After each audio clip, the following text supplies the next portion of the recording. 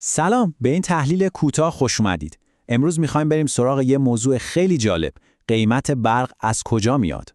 تا حالا فکر کردید وقتی کلید برق رو میزنید دقیقاً چه اتفاقی میفته که یه هزینه‌ای روی قبض شما میاد؟ جوابش خیلی ساده نیست. در واقع پشت اون پریز برق یه بازار خیلی پیچیده و دینامیک وجود داره. بیایید با هم یه سفری بکنیم به دل این سیستم و ببینیم چطوری کار میکنه.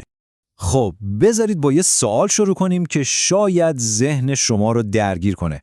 چطور ممکنه که هزینه برق توی شهر شما با شهری که درست بغل دستتون فرق داشته باشه؟ یعنی واقعاً ممکنه؟ بله، این دقیقاً همون معماییه که امروز می‌خوایم با هم حلش کنیم. خب، برای اینکه به جواب این معما برسیم، اول از همه باید یه تصور کلیشه‌ای رو بذاریم کنار.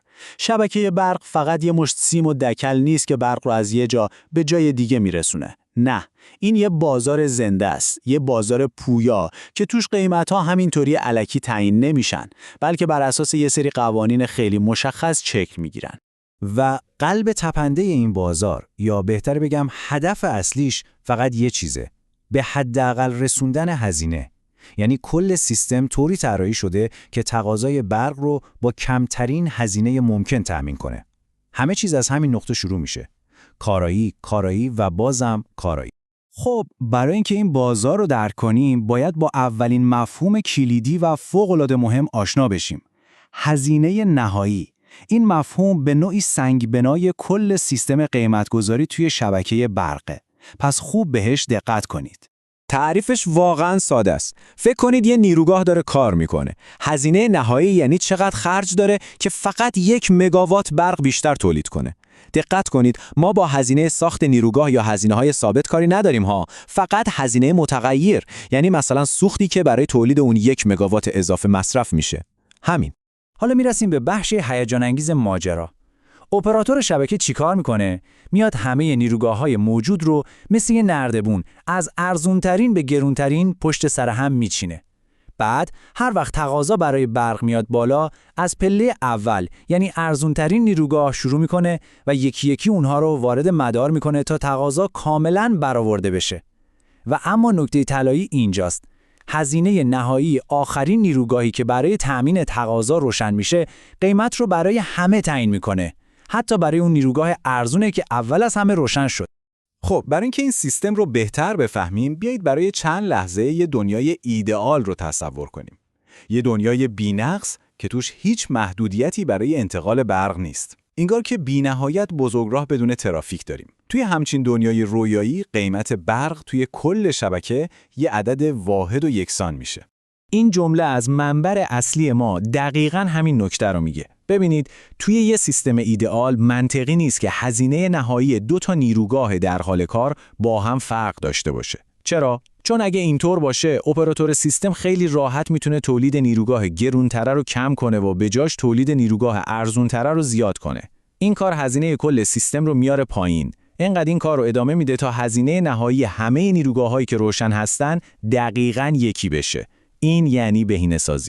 به این قیمت واحد و ایدئال میگن هزینه نهایی سیستم، یا بهش لاندا هم میگن. این همون قیمتیه که به همه تولید کننده ها پرداخت میشه. خیلی ساده و تمیز. اما همونطور که میدونید دنیای واقعی هیچ وقت اینقدر ساده و بی‌دردسر نیست.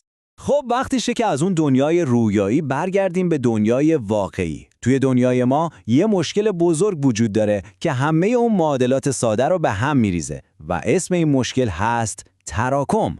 بهترین راه برای فهمیدن تراکم اینه که خطوط انتقال برق رو مثل بزرگراه تصور کنیم. هر بزرگراهی یه ظرفیتی داره، درسته؟ مثلا یه جاده 2 بانده نمیتونه ترافیک یه اتوبان 8 بانده رو تحمل کنه. اگه بیش از حد ماشین واردش بشی، قفل میشه و ترافیک سنگین درست میشه. خطوط انتقال برق هم دقیقاً همینطورن. ظرفیت محدودی دارن و اگه سعی کنیم بیشتر از ظرفیتشون ازشون برق عبور بدیم، دچار تراکم یا همون گرفتگی میشن.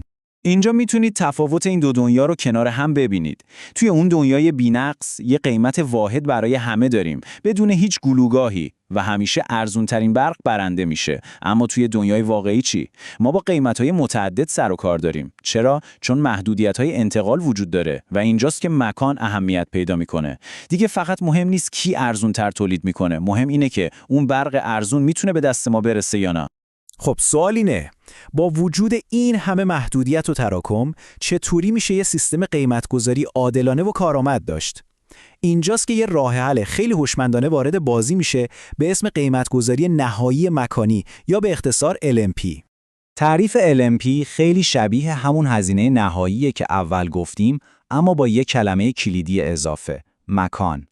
LMP یعنی هزینه رسوندن 1 مگاوات برق اضافه به یک نقطه خیلی مشخص از شبکه. پس این قیمت هم هزینه تولید برق رو حساب میکنه و هم هزینه عبور از اون ترافیک و گرفتگی‌های شبکه. پس اگه بخوایم ساده‌اش کنیم، قیمت LMP از 2 تا تیکه تشکیل شده. تیکه اول همون هزینه پایه انرژیه، یعنی همون لاندایی که توی دنیای بی‌نقص داشتیم. تیکه دوم هزینه تراکمه. این هزینه تراکم میتونه یه مبلغ اضافی باشه که به قیمت پایه اضافه میشه یا حتی میتونه یه تخفیف باشه. خب حرف زدن کافیه.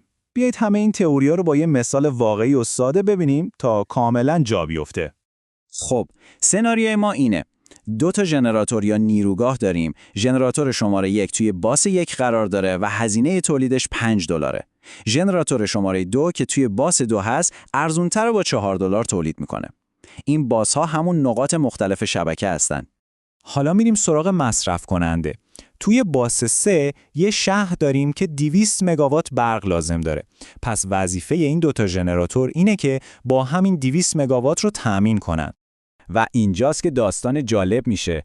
بین ژنراتور ارزونه یعنی ژنراتور 2 و شهر یه خط انتقال وجود داره. اما این خط یه محدودیت بزرگ داره. فقط میتونه 50 مگاوات برق رو از خودش عبور بده. این دقیقاً همون گلوگاه یا ترافیک سنگینیه که در موردش حرف زدیم.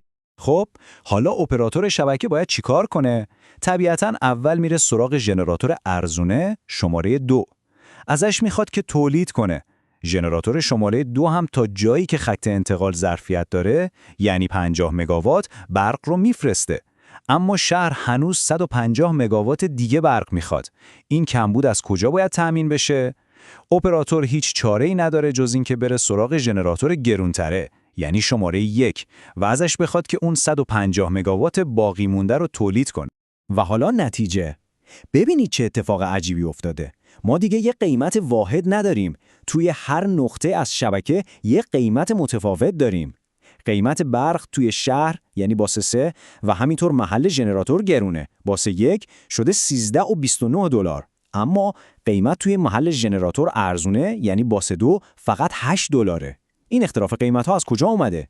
این دقیقاً اثر همون تراکم شبکه است که حالا توی قیمت ها خودش رو نشون داده. خب بیایید این اعداد رو تحلیل کنیم. چرا قیمت توی شهر اینقدر بالاست؟ چون مجبور شده بخش اصلی برقش رو از ژنراتور گرون بگیره. حالا سوال مهمتر. چرا قیمت توی محل ژنراتور ارزونه اینقدر پایینه؟ چون برقش اونجا به خاطر اون خط انتقال ضعیف اصطلاحاً گیر افتاده و نمیتونه خودش رو به بازار گرونتر برسونه.